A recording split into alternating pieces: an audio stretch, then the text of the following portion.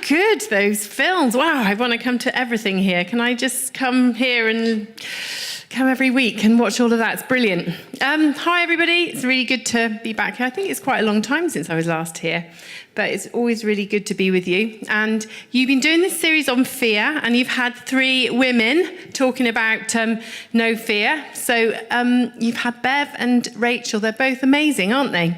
Full of wisdom, loads of stuff to say, and, you know, it's great to be talking about this subject. I often get asked to talk about fear, and one of the reasons is because I love talking about the fact that what Jesus calls us to as followers of Jesus is a life that is increasingly free of fear. I passionately believe that. I think that is how it's supposed to be, and that is a message that the world needs to hear, isn't it? Because actually life is full of fear, or the potential of being afraid. So it's really good to talk about this, and hopefully I'll give you a few tips and ways of thinking about fear and anxiety that might be helpful tonight, so that's good. Before I do that, I'm going to give a 30-second plug for something that I'm involved with that Philip's given me permission to share about. So we talk a lot about worship. You've talked about worship tonight. We've done some worship, and Matt had that little video about worship. The truth is, Christians are interested in worship because a lot of what we do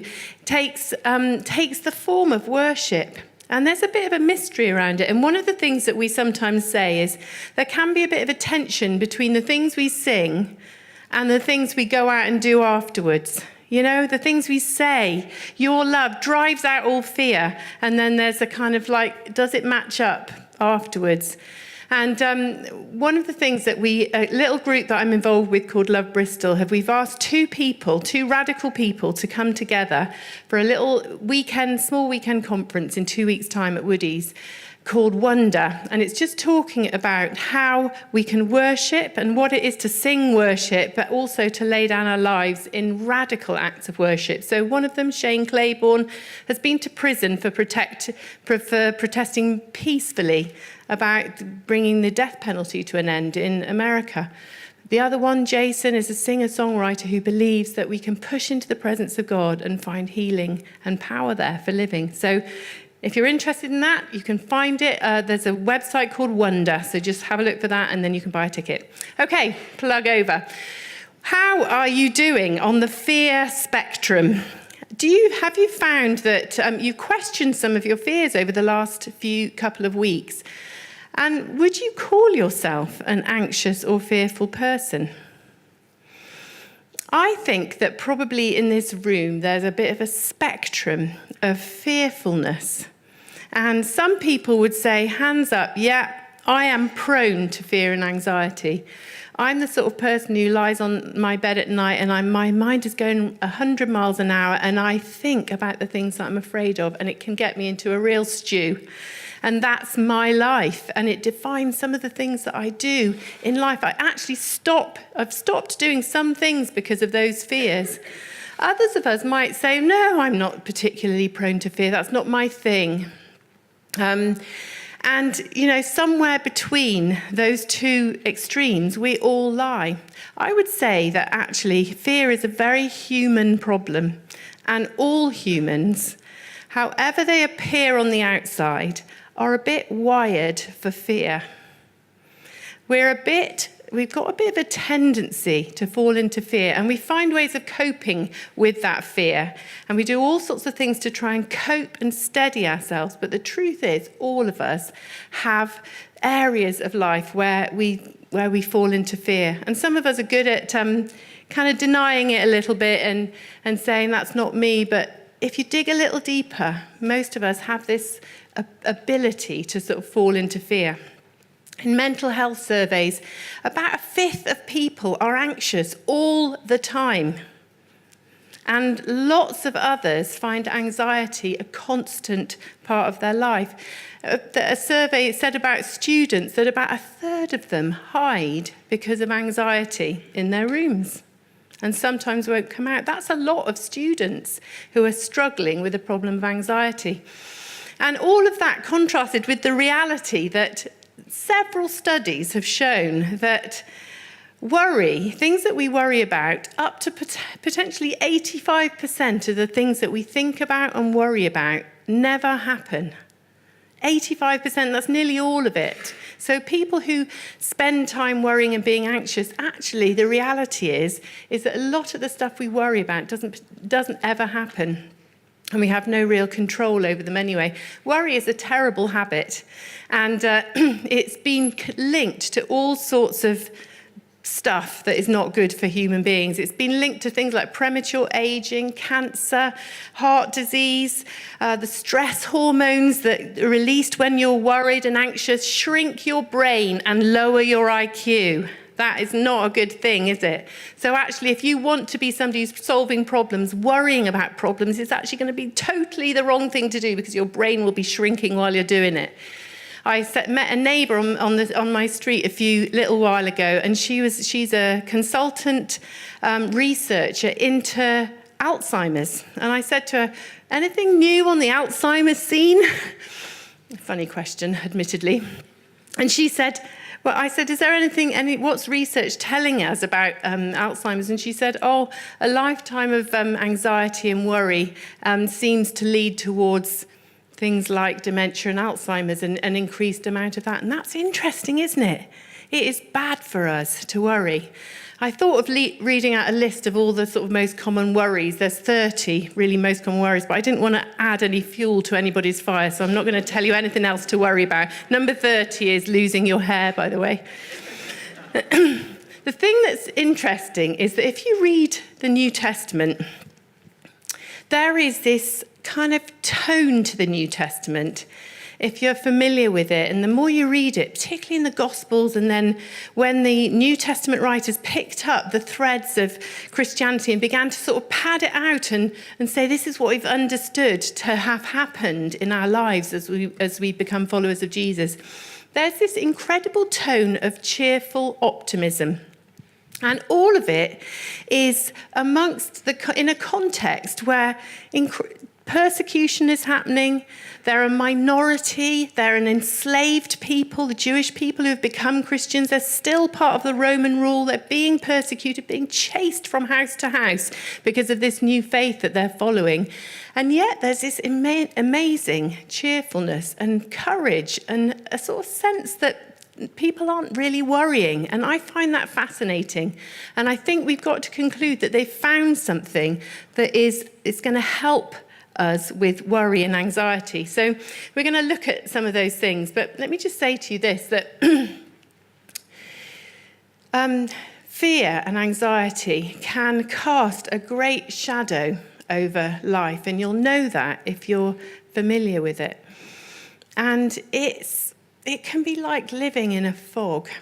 It makes everything a little bit grey and a bit hard work.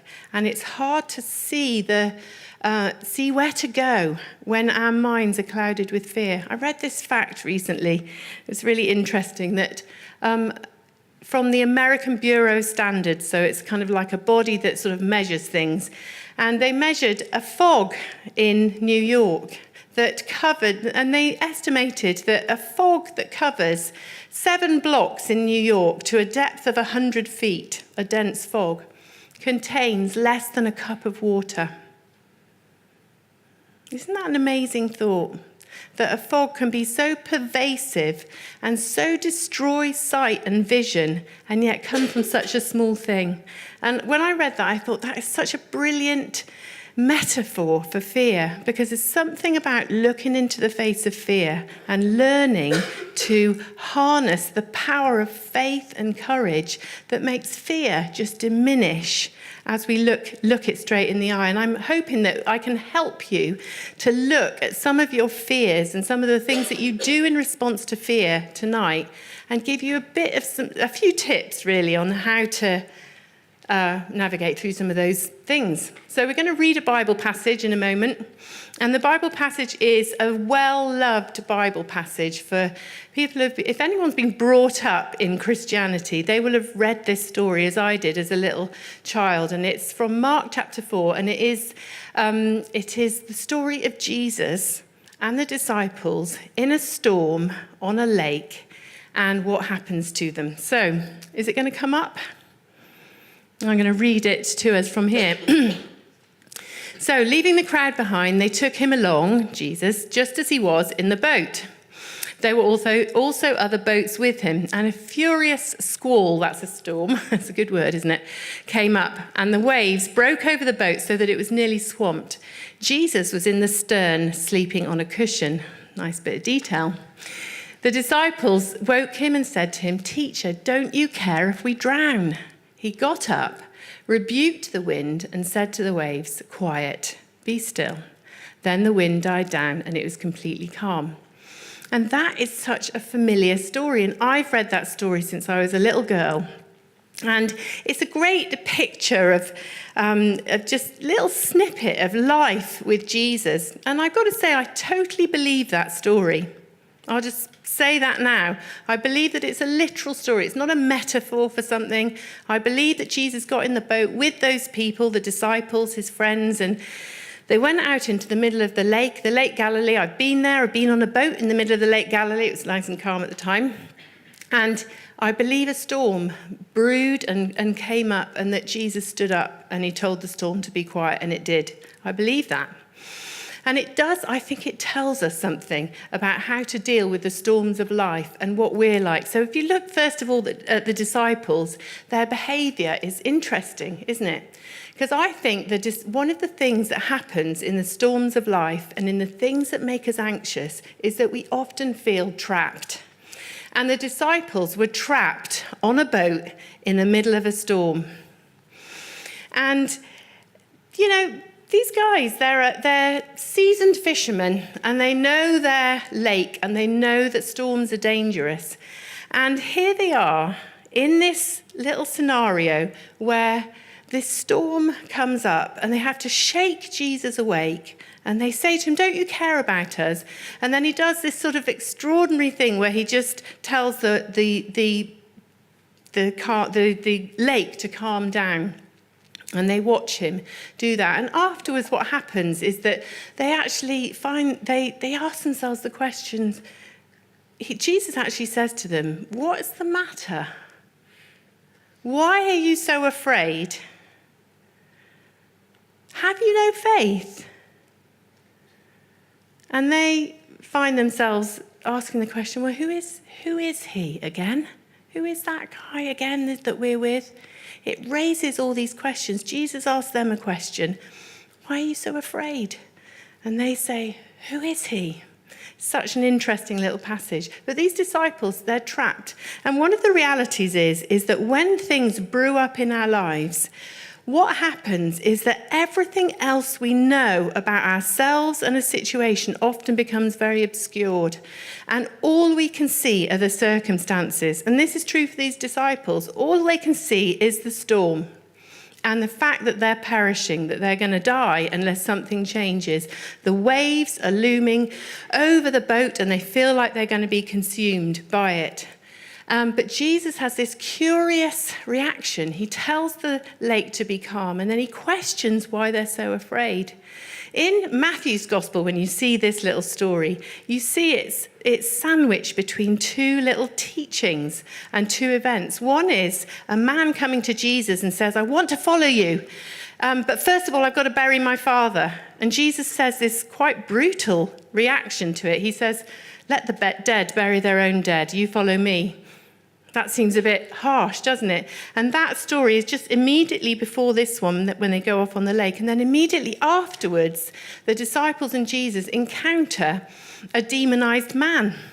And he's on the other side of the lake, and the whole village is totally terrified of this guy because he's so strong that when they chain him up, he can break the chains. And his reputation has got everybody in fear. Jesus deals with this situation. You can read that story as well of Jesus telling the demons in the man to go, and everything becomes calm and he becomes really well.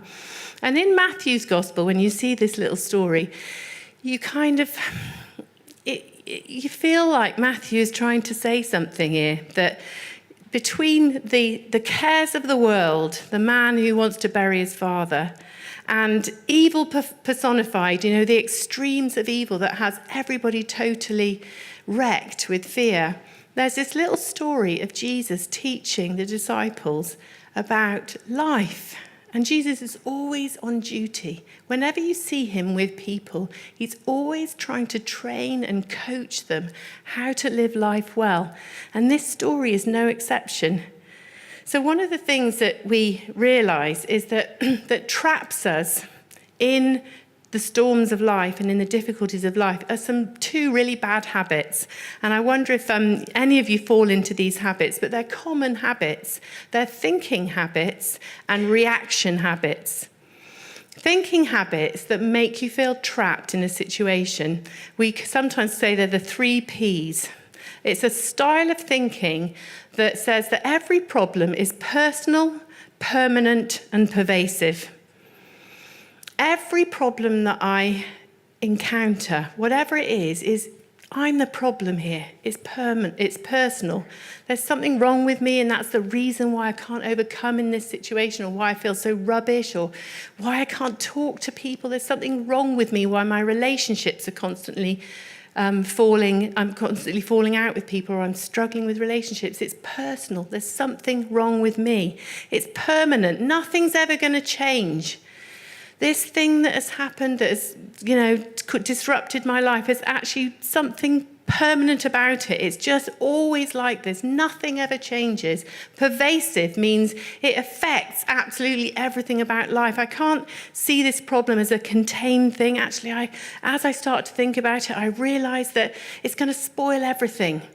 And you get this kind of thinking style. It's a recognized thinking style, personal, pervasive, permanent, that leads to anxiety and depression. It's been recognized by psychiatrists and psychologists repeatedly that sort of thinking habit causes or leads to anxiety and depression eventually. Those kind of 3 Ps. Now, is that something that you fall into? Because most humans struggle with it to a degree.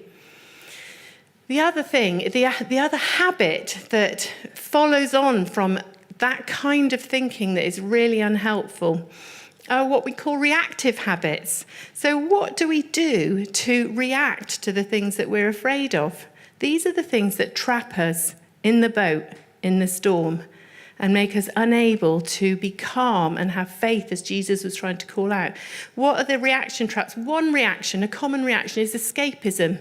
What do you do when you feel anxious? One thing that's really common is people turn to escapism. How do you switch off from your anxious thoughts? What do you put on? What do you look at? Where do you retreat to? Many of us will find that we'll turn to a screen. And sometimes if you're self-aware, you'll be aware that actually you're doing it slightly to try and switch off your racing thoughts and calm yourself down and give yourself a bit of a breather from, the whirring in the head. That's a really common thing, and many of us will get stuck with those forms of escapism because you realise that you're opening the door a little bit to habits that can become very addictive. Lots of people are stuck in a trap with pornography that they can't get free of, and they'd love to, and they're aware this thing is dominating my life a little bit. And actually what I think is that often if you dig deep beneath an addiction to pornography, there will be a desire to escape from anxiety. As anxiety commonly accompanies addictions. Well, it's nearly always a part of it. And a desire to escape and just give yourself a bit of free time. Another thing that we do, another reaction trap that is a really common thing, is control. Are you one of the controllers? Controlling what people see of you, what people know of you, controlling eating habits, controlling when you go out, what you do, what people say about you, who knows you, who's allowed to speak into your life. We become controlling in an attempt because actually we're afraid of being out of control. And for many of us, control is our reactive habit that becomes life-dominating. It ends up in things like eating disorders and all sorts of things. And another thing that we do, try in reaction to anxiety, is ruminating, fretting, worrying. And often worry is, that kind of trying to solve it. by thinking about it. You know, some of us have got familiar pathways. It's like we've worn a groove in our brain and we've thought over and over again trying to, solve a problem. And we're aware that we never get off the merry-go-round. It just goes round and round and round in our heads. And those things, we actually find that we become defined by those reactions to fear. They become us. Well, that person's really controlling. Or that person, you never see them because actually they've disappeared. Half the time they're not really there. They're on some form of escapism. And we realise that we are trapped by our reactions, by our thinking styles and by our reactions. That's a living reality. And for the disciples that day, they were trapped in the storm and all they could see was the storm around. They could see no way out. But they're about to be transformed. They're about to have a transforming experience in the company of Jesus.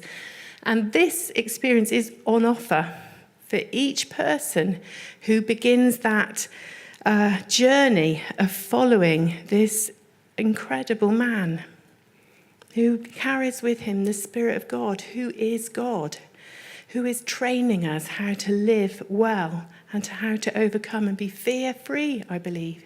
So these disciples, they're in the middle of this scene on the lake, and they watch Jesus stand up and command the waters to be still, and then ask them the question, why are you so afraid? Have you no faith? And Jesus is giving them storm calming practice. He is teaching them that this is normal for us. This is the way it should be. There is nothing to fear on the water. Your problem that causes the storm in your life is not a problem to Jesus, who is God over all. He is relaxed and calm. He's extraordinarily relaxed in this little story. And we need to cultivate a view and an understanding of who the God that we are following is and what he is like. Because he is not like us. He is not fretting, and he is not on edge, and he's not irritable. He is calm, and he is full of power, and he has promised to be with us. And it is transformative to understand that and to understand who Jesus is. Relief from the storm is not the best thing that could happen to you. You know, to solve the things that make you anxious is not the best thing that could happen to you. Some of us, I think, we almost wish God would treat us like a pet in a cage and just make it a bit better, more comfortable for us. But God says to you, you're far more than that. You're a storm calmer yourself. And I'm calling you into the business of calming storms. And it's better for you that the occasional storm rises up in your life and you learn how to be somebody at peace in the middle of a storm. It is better for you that you learn how to sleep in a storm than for the storm to go. Because that is the ultimate peace, isn't it? There is Jesus relaxed and asleep on a cushion in the end of the boat while the storm is raging. And then he gets up and he calms the storm. Because he's at peace, the peace in Jesus spreads out across that water. But do you know something? You get the feeling that Jesus' first preference is to have the storm rage and to sleep. And it's not ours at all. But what about if God is saying to you about the things that make you anxious and fearful? Whatever it is, exams, people, your home life. What if he's saying, I don't want that storm to calm just yet because I'm calling something out of you in this situation that you cannot get in any other way. You can't learn to calm a storm when there's no ripple on the water. But I'm calling out of you courage like you didn't have any idea was in you. And I want you to learn how to think and get out of thinking traps. I want you to learn to shake off your reactive habits and to know who you really are. So time is going on, but I'm going to give you 3 little things that I think would help with that. 3 things that help with being transformed. One is to get rooted. Another one is to meditate and not fret. And a third one is to learn how to speak to your storms.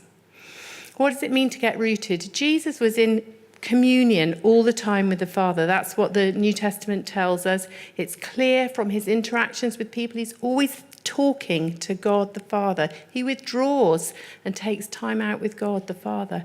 It's been scientifically proven that meditation calms the brain. Even meditation that isn't Christian meditation. Apparently the Dalai Lama's brainwaves are very smooth and calm because he does a lot of meditating. But meditation has been proved to change the way that you think. It switches off a part of your brain that turns up worry. And it switches on another part of your brain that gives you reason and thinking and calms your emotions. That's been proven to happen when people meditate. So we get rooted in the love of God and we know who we are. Listen to this. I think we've got a quote as a reading from Romans 8, but I'll read it out to you. This is what Paul says about people who are led by the Spirit of God. He says, because if you're led by the Spirit of God, you're sons of God. You didn't receive the spirit of slavery to fall back into fear, but you have received the spirit of adoption as sons, by whom we cry, Abba, which is a name for dad, father. The Spirit bears witness with our spirit that we are children of God, and if children, then heirs, heirs of God, fellow heirs with Christ. What these New Testament writers began to understand was that they'd been given a spirit within them that was not prone to fear. And if you're a follower of Jesus and you've invited the Spirit into you, resident in your body is the most powerful being in the universe who is never, ever afraid. That is the Spirit. This writer Paul talks about being adopted into the family of God. It was a very deliberate choice of word, adoption, because adoption in Roman times meant you were placed in the family and you got the inheritance of a natural child, and you could never be disinherited. A natural child could be, but if you chose to adopt a child, it was impossible. It was totally against the law. It was permanent. That's an amazing thing. So what Paul is saying here, that you and I have been invited into the family of God, and it's permanent and irrevocable, and we have all the inheritance of the Son. That starts to change you if you root yourself in that reality. If you meditate on those truths instead of fretting and going on the worry cycle, it starts to change you. But then the disciples, the third thing that they've got to learn is they've got to learn to actually stand up in the storms and speak to a storm.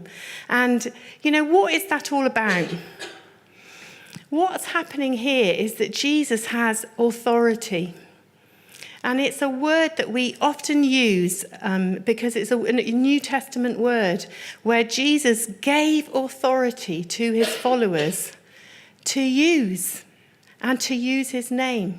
And somebody with authority is able to walk into a room and bring calm and order. I don't know if you've ever been in, maybe can remember, cast your mind back to being at school and maybe chaos is reigning in a classroom. Maybe there's a substitute teacher, you remember that? And, people sort of, they mess around with the substitute teachers. But when the real deal is there, the person who knows their authority, they only have to walk into a room and everything becomes calm and orderly and as it should be. Jesus is saying, I'm giving you authority to use in your life.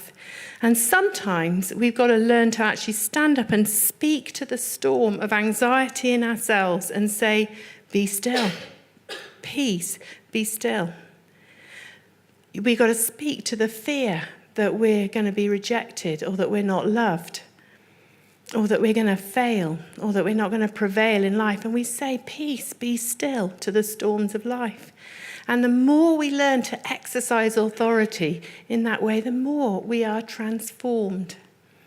And that is one of the main agendas of the Holy Spirit in the life of a follower of Jesus, is to transform us, not just to help us have a nice little life. It is actually for us to be transformed. And the storms are the very things that transform us. I'll just finish with one one further point, and that is that Jesus is one thing that happens in the storms of life is we get trained. And training, Jesus is really into training people. And we're trained how to live well by Jesus and by the New Testament writers.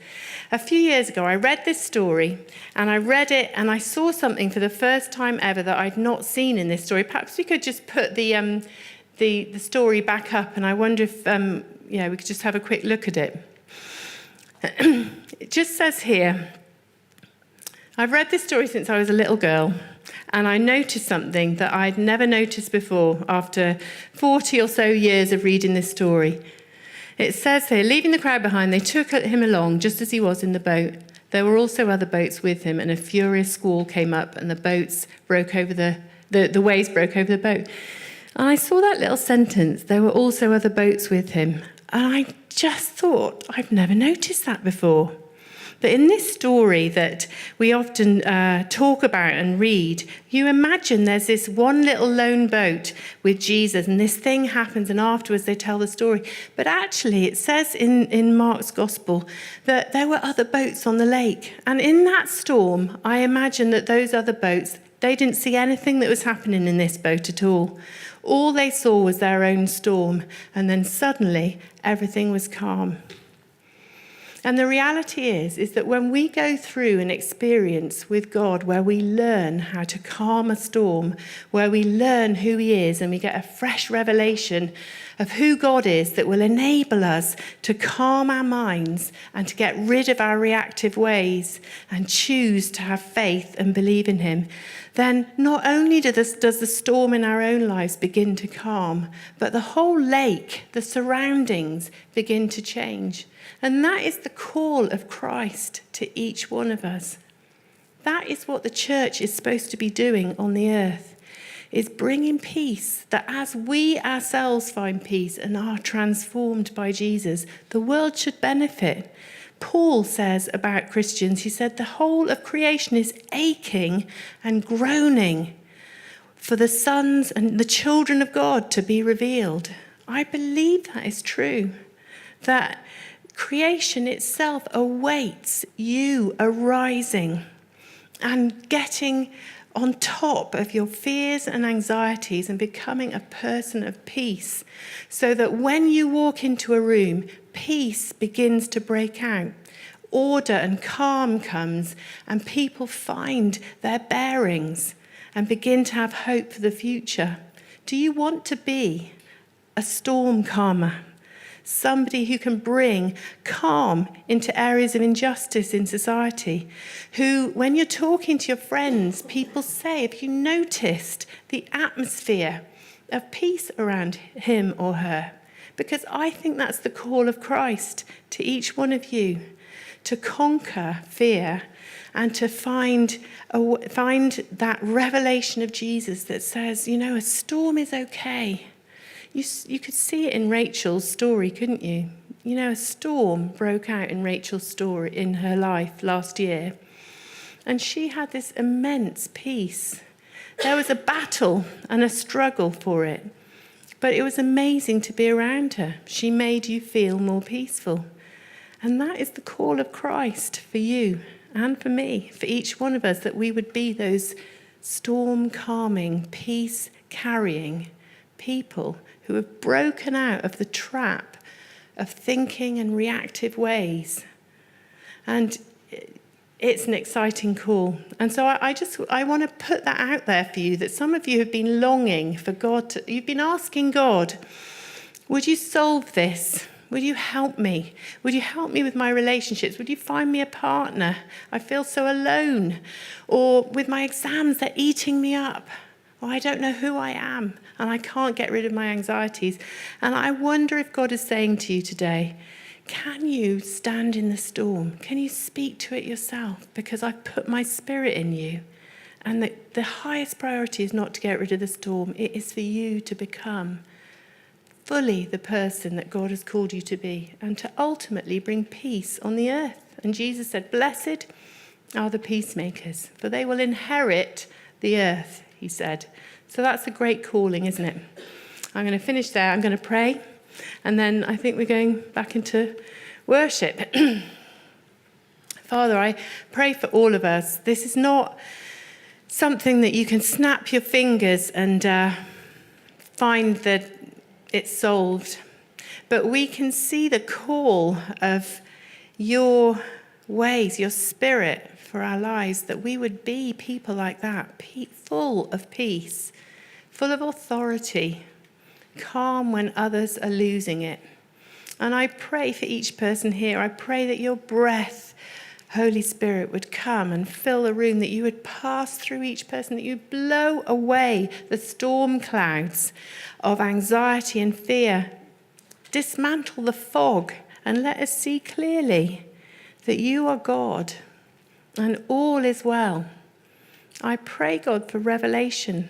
Revelation is a biblical word. It means a kind of an eye-popping understanding, opening. I pray that for you, that God will show you that you are in the grip of his hand and that he will never leave you. He will never forsake you. Jesus said, I'll be with you every day to the end of the age. That is forever. So come, Holy Spirit, I pray.